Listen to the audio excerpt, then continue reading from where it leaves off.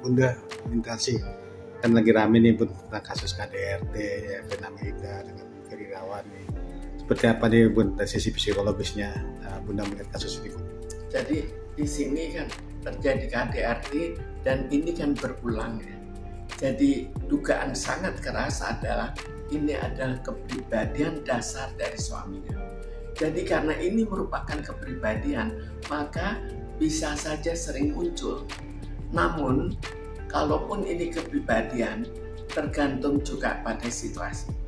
Jadi, kalau misalnya situasi sangat tenang, tidak ada masalah, maka juga tidak ada KDRT. Tapi misalnya ada suatu masalah, maka KDRT itu sangat mudah untuk muncul. Dalam hal ini kita lihat suaminya melamar, suaminya masuk caleg. Kita bayangkan, caleg itu memang dari dulu banyak masalah dalam stres yang dihadapi oleh caleg.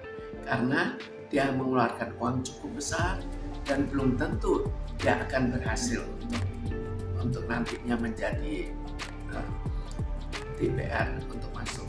Jadi dalam hal itu ada suatu bakat stres. Ada suatu stres dan ada masalah kecil saja tambahan, maka dia bisa melakukan KDRT. Jadi bisa dibilang ada kepribadian ganda atau gimana? Mungkin bisa diduga. Bukan kepribadian ganda, satu kepribadian dia jelas sekali. Kepribadian ada kepribadian yang sangat agresif. Memang udah tabiatnya mungkin ya betul. Ya, memang sifat dasarnya pada dia. Oke, mungkin selain stres itu kan karena mungkin bisa dibilang pekerjaan, kita gimana atau gimana, biasa pemicunya sih seperti apa? Stres itu bisa macam-macam kan. Bisa stres karena dia juga memikirkan apakah sudah keluar uang banyak, apakah bisa diterima, atau dia tetap akhirnya ditolak. Padahal uang keluar sudah cukup banyak. Mungkin juga ada masalah lain. Tapi jelas kalau tidak ada stres sama sekali, maka KDRT itu juga tidak muncul. Tapi jika ada stres, maka KDRT itu mudah muncul. Tapi bisa juga dari istrinya mungkin atau gimana pun? Semua mungkin. Mungkin saja ada suatu tingkah laku istrinya yang kurang disenangi. Akhirnya muncul lagi suatu keadaan di mana dia tidak senang dan akhirnya muncul kebiasaan dia yang begitu agresif dan langsung melakukan tindakan pemukulan.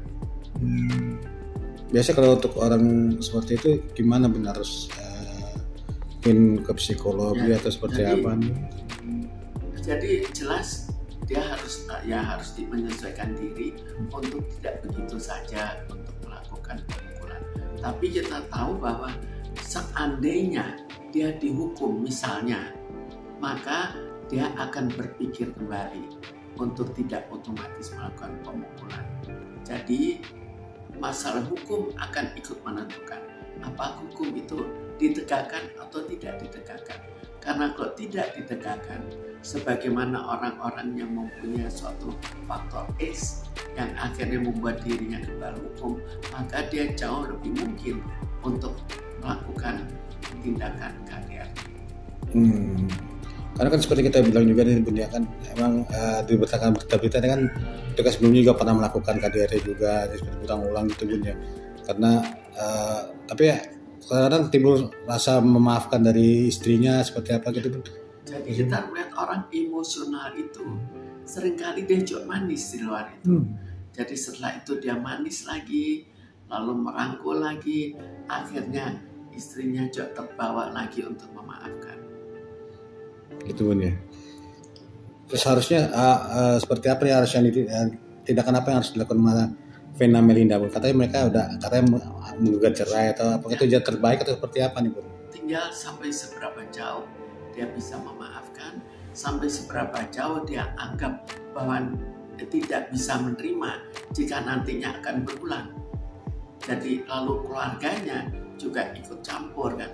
Jadi biasanya keluarga lebih tidak mau menerima daripada Vena sendiri. Jadi solusinya gimana Bun? Harus solusinya dari yang pria harus memperbaiki diri, memperbaiki untuk tidak terlalu keras, untuk tidak spontan melakukan suatu tindak agresif, dan dari kepolisian juga kalau memang ini jadi perkara supaya dilakukan dengan seadil-adilnya. Tapi bisa dibilang tanda kutip penjara tuh pelajaran yang tepat buat untuk orang seperti ini atau harus direhab, kalau kecenderungan direhab atau seperti apa nih, seperti apa Bun? Bisa saja dia misalnya masuk penjara dengan rehab. Jadi tergantung kesalahannya berapa besar. Tapi kalau Bunda melihat nih sampai berdarah-darah seperti itu, katanya seperti apa Bun? Kayaknya udah terlalu terpendam gitu, gimana Bun? Sebetulnya bukan dilihat dari ini saja, tapi kejadian berulang itu lebih berat karena menandakan adanya suatu kepribadian yang relatif memang sudah kepribadian dengan agresi yang cukup berat. Tapi bisa dirubah nggak sih Bun? Kalau udah misalnya bisa dibilang tabiat, itu bisa dirubah nggak sih Bun? Tergantung dirinya. Jadi bisa berubah jika dia mau. Tapi jika tidak ada motivasi, maka sulit sekali untuk berubah. Mencintai atau hanya pura-pura dikatanya dengan pura-pura tadi? Jadi di sini emosinya itu memang hidup.